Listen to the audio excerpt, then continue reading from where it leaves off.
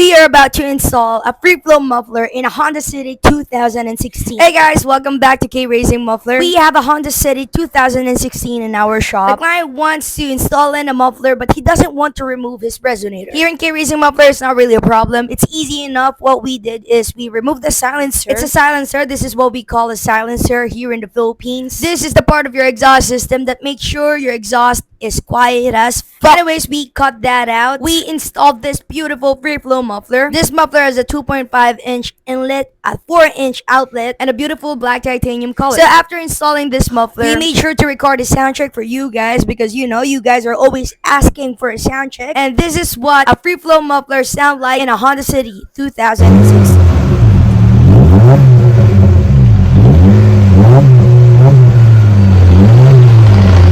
Of course, this is a comparison video because after 1 week, our customer came back wanting to remove his resonator. So that is what we did. We took out his resonator, and after that, we achieved this sound.